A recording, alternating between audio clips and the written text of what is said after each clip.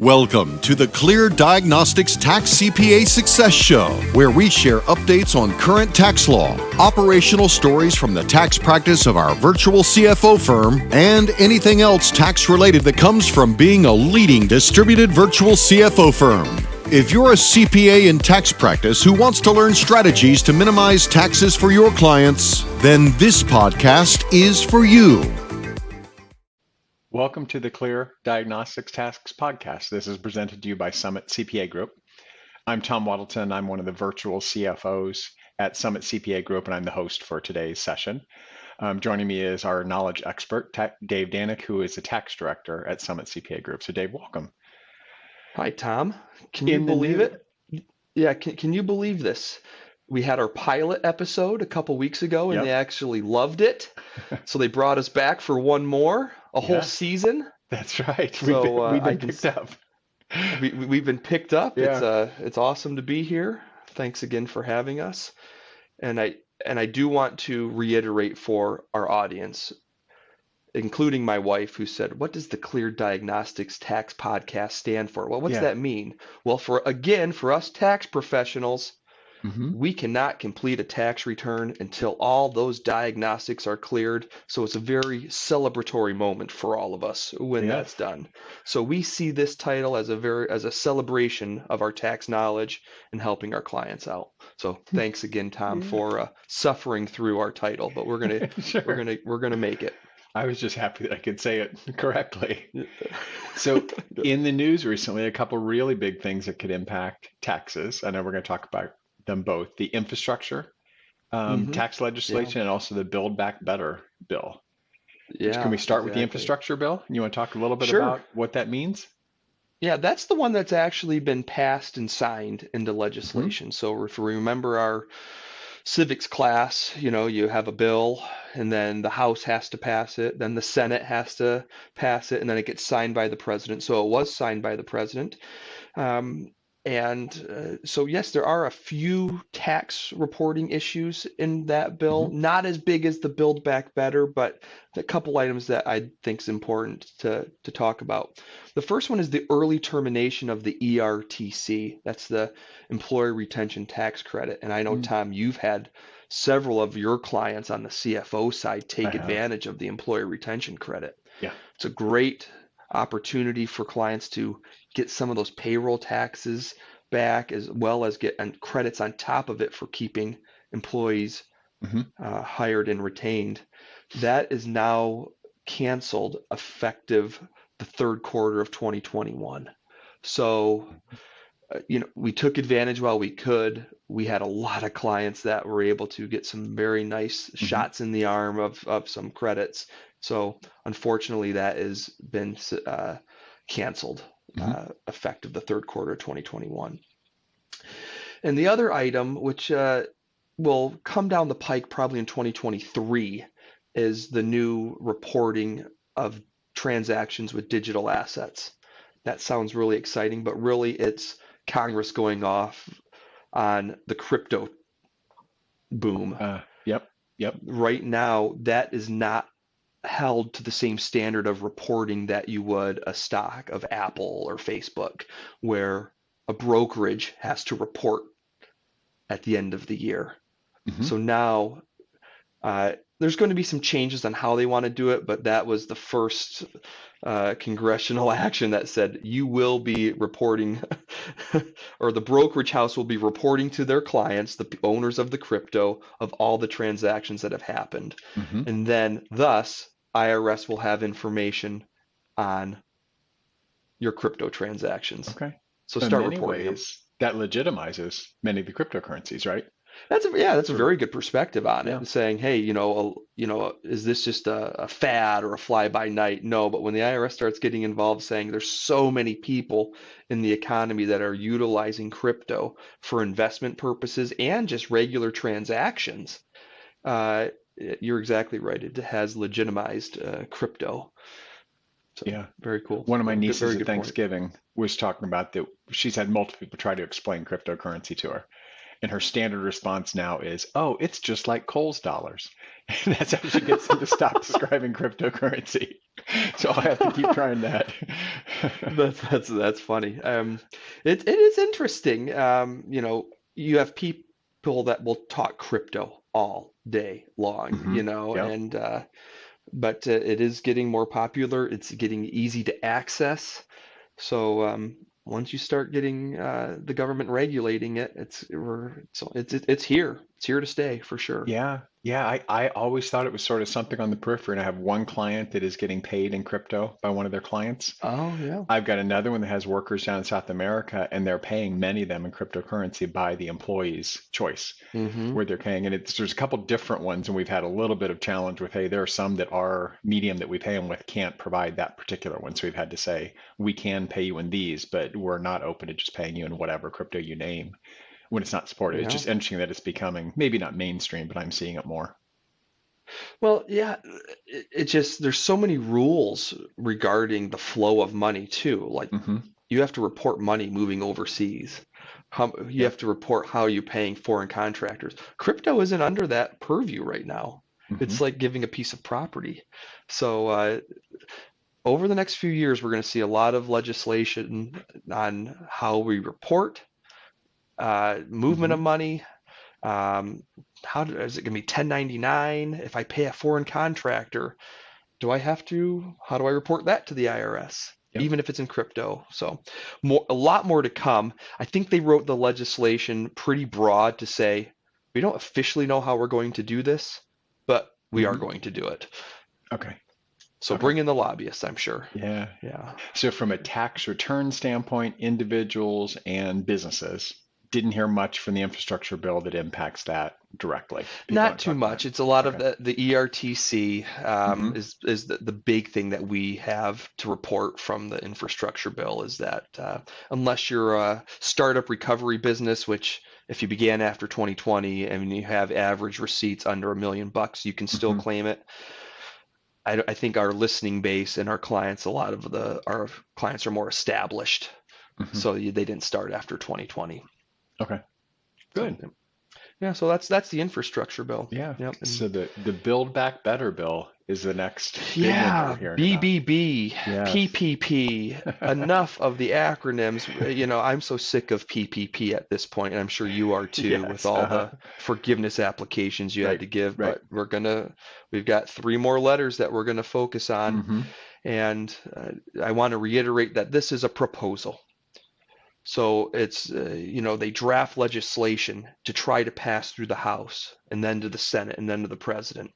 House and Senate have to agree on this, but someone has to start the process, and the House has Hmm. done that with some legislation right now that has been written but not signed. So, to our listening base, this is not law, but this is stuff that we're talking about our clients that might be coming, and what can we do to start planning around these Hmm. things. Hmm. So there's 7 items that I think we can cover. We're going to go quick through them, but if you fall into one of these camps, you want to learn more, reach out to us, and then we can certainly cover it. Hmm. But the first one is is larger corporate tax provisions. So these are corporations with over billions of dollars of Hmm. profits and billions of dollars in revenue, publicly traded companies. And the big one is that they're instituting a corporate alternative minimum tax on your adjusted Hmm. financial statement income. So this is trying to look at your book income, which might not translate to taxable income, Hmm. and apply a tax to it. So, Ah, so if I'm a larger corporation, you used to work at a big Fortune I 500 did. company, Yes. and you know that the differences of book versus tax income on what's on that 10K or whatever they call the SEC Hmm. reporting versus what's Yep. on a tax return. They're going after that income. Interesting. So all the big companies all often talk about their effective tax rate, right? It's much lower than the statutory rate. And so for many of them, if it gets too low, it sounds like this would impact them. Yeah, Yeah. yes, it's kind of like how people have said Amazon hasn't paid tax in how many years. Yes. Yes.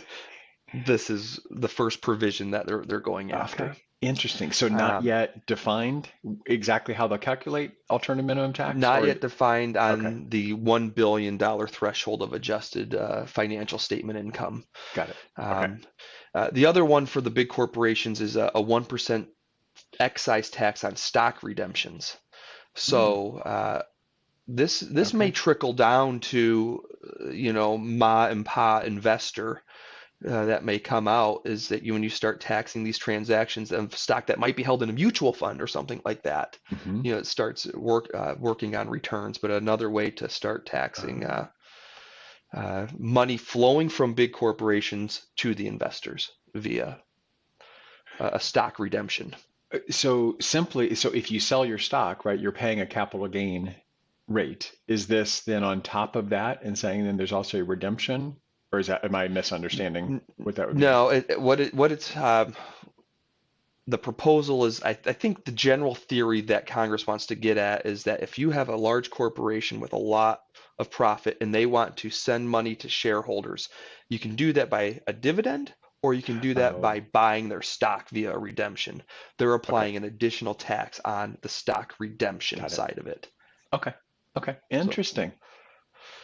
we'll A couple a big things lot for more to come, corporations. but Yeah. of course, but that's again the theme that we're going to see is that President Biden is pretty clear that if you make over $400,000, that's where I want the tax increases to come to. Hmm. Yep. So, it's those investors that have over $400,000 of income that we're going to start Okay. seeing getting taxed on some of these provisions. Okay. Okay. Good.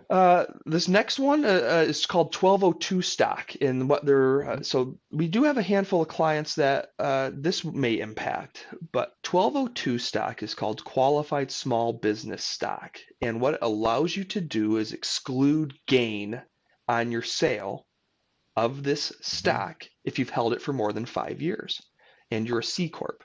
So we have some C Corp clients that are looking into some merger and acquisition activity, Hmm. and we say, hey, if you sell your stock and you meet some certain other provisions, you can actually exclude up to 100% of the gain. Hmm. Congress says that's really generous, so we're going to pare that back. So Hmm. depending on when you bought it, they said, okay, at certain dates you could exclude 75% of the gain and 100% of the gain. They took out those two levels. Hmm. Hmm. So now if you sell your stock after September 21st of 2021, so this is one of those Oh. retroactive Uh-huh. provisions, you can only exclude up to 50%. So that is a pretty Okay. big ding for some of these clients that were looking at selling their stock, and they hadn't done so. Pretty big bummer for some of our Yeah, that clients. is interesting to be retroactive. That will keep people from jumping in and having some acquisitions and mergers right before the date Exactly. hits, right? Okay. Exactly. So Okay. I'm going to shift a little bit away from the business side and go to the individual provisions. Uh-huh. And so high income taxpayers, a 5% surtax on your modified adjusted gross income over $10 million. Okay. So if you're, and that's the modified AGI is taking away some investment interest deductions Hmm. that arrives at that new number. And then if you make over $25 million, there's an additional 3% surtax Okay. on income. So all those football coaches that are now making $15 million, feel bad for them. You're going to Yeah. have an additional surtax. So sorry, all these coaches that are leaving Sure. your favorite teams. Um, Not bitter at all. So Not bitter at all. and that is a taxable income number. So they're really going after the point something of the 1%, right? When you're at a These are 10 million and a 1% 25 provisions million for per sure. year. Okay. Hmm. Yep. Are, are they also addressing the unrealized gains that aren't currently That taxed? Is mark to that market. I have not seen that they're officially going to do a okay? mark to market tax at this point. Okay. Wait, good question. Okay. Interesting. The next is the net investment income tax of 3.8%. Hmm. So this was instituted when Obamacare came in, and that was a way to finance the Affordable Care Act. Mm-hmm. And so they applied a 3.8% investment income tax on rents, royalties, pretty much like non-active trader business income. The Okay. proposal right now is to apply a 3.8% surtax on trader business income. So this is going to hit Uh, our S Corp shareholders, limited partners, LLC members, and taking away that benefit of what used to make an S Corp so that everyone did it.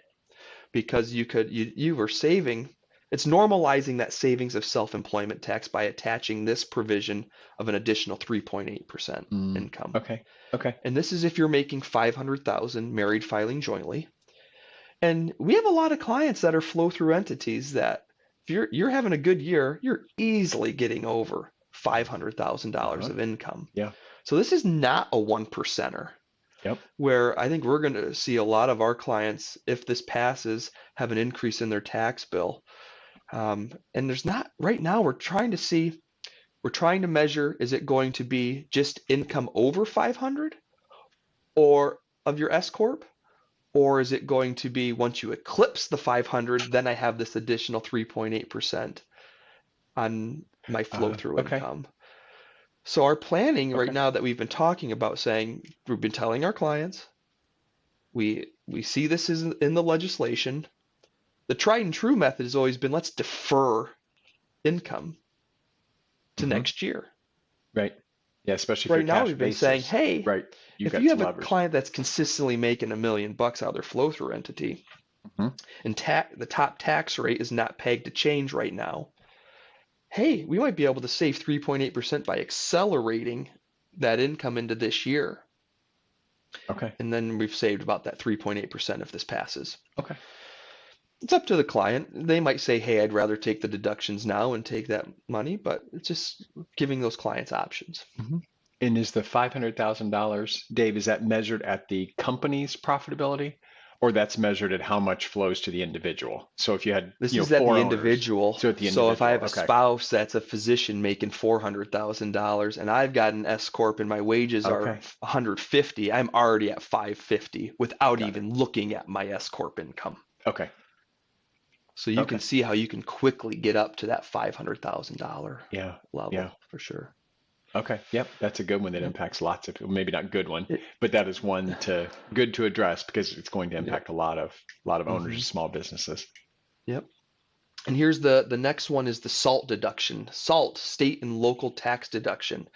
And that is, this is the New York, California, New Jersey senators duking it out on how we want to do it. But right now at the individual side, you can only deduct $10,000 of your state and local taxes paid. Yep. This increased a lot of our clients' taxes because they might be paying up to $50,000 of state taxes, and I've lost a deduction of $40,000. Now they are going to raise that cap under this proposal to $80,000. Okay. So it allows a lot of our clients to be able to deduct those state and local taxes, and that goes through like 2031, and then in 2032 they're going to lower it to 10% for 1 year. It's really funny the games that Congress plays because it's all these pay for things where they want to say, hey, it's going to pay for itself or it's not going to impact the deficit. So they say, so for 1 year it's going to go back to $10,000 in 2032. I don't know what I'm doing in 2032, Tom. I'm probably going to be retired, sitting on a hammock, not worrying about the SALT tax deduction. Right, right. Interesting. That's one that feels like it's a give back to a lot of people, right? I mean, that would still be a little bit wealthier people, maybe not completely, but people paying more than $10,000 in state and local tax. Yeah, we're not going to get into politics here. We'll save that for another podcast. But for sure, this has been one where it's a lot of the blue states are giving a tax deduction to their high income earners by allowing them to deduct their state and local taxes. Okay. Where before they were under the current rules, they have not been able to do that. Okay. So, makes sense. Crazy. Yeah. Yeah. Top individual tax rates, they were going to think about raising it to 39.6 from 37%. That is not happening. It's not in the proposal right now. And the top capital gain rates to 25% is not happening. So that was, I thought that was interesting that they're not messing with the rates right now. They're looking at different proposals to raise taxes. Okay. So that's nice. Yeah. Yep. And then I think the last item to talk about is, I don't know if this is going to stick or not, but they want to take away the backdoor Roth IRA proposal. Okay. And what that is that's for people that are unable to contribute to a regular IRA because they're participating in a 401k plan or they make too much. Hmm. It allows them to make a non-deductible IRA contribution, convert it to a Roth IRA. And that's nice. Yeah. Why is that nice? Well, one, it starts diversifying the client's retirement holdings. I got pre-tax Hmm. money and now I got some post-tax money that's growing tax-free. So we have a lot of physicians, a lot of clients in that $500,000 income level that Hmm. do that every year. Another 12,000 into a Roth, another 12,000 into a Roth via this Yeah. backdoor Roth IRA conversion that looks like it's going to be canceled. And that's kind of certainly a bummer for them because Hmm. those dollars start adding up once you're into the retirement age. Okay. So the new rule would be if you've maxed out this other one, you don't have the option of your non-deductible You don't have contribution the all the way. option. That's just Yeah, gone. there's Okay. no income limits on saying I'm going to put money into a non-deductible Roth IRA Hmm. and then, or non-deductible IRA and then converting it to a Roth IRA. Okay. That would be off the table. So just taking away a little bit of these planning opportunities. And just like tax planning, tax legislation has little bits here or there that help raise taxes on people. Usually it's not this one big swoop that says, oh, that Hmm. hurts. It's Yep. taking away a little bit here, giving a little bit here, taking some here. And that's how tax planning is with our clients. Do a Sure. little bit here, do a Yep. little bit there, and it starts adding up. Yeah. So Interesting. And you mentioned the So, tax rates themselves not changing. Guessing that maybe that just makes a little bit simpler headlines that they wanted to avoid. See, we promised you I the think tax rate so. was changing, and Yeah. these other ones, my guess is that they're harder to explain where most people aren't going to read into it Yeah. you don't get the quick headline. I have not raised taxes. Yes, that's right. The statutory No, rate you is have still the not same. raised ordinary income tax rates. Right, right, But that's not a sexy headline. right, So, right. yeah. Yeah. So, all in all, we're continuing to monitor these proposals. We've been through this a few times, and it changes up to the last minute. Hmm. I've been hearing that they're looking at hopefully signing this by December 29th or something Oh, like that. okay. So in terms who of knows? where Yeah. it is now, just on the beginning of December of 2021, hmm the House has proposed it. Has it passed through the House and in the Senate yet? No, it is not passed through Okay. the House. Okay, so And that's then good it through will the have to House go and to Senate. the Senate, and the Senate can make their changes. So it's going to be a busy December in terms of reading proposed tax legislation. That's the great way to spend the Christmas season. Sure. But it's probably going to come, and we'll see which of these provisions sticks. Okay.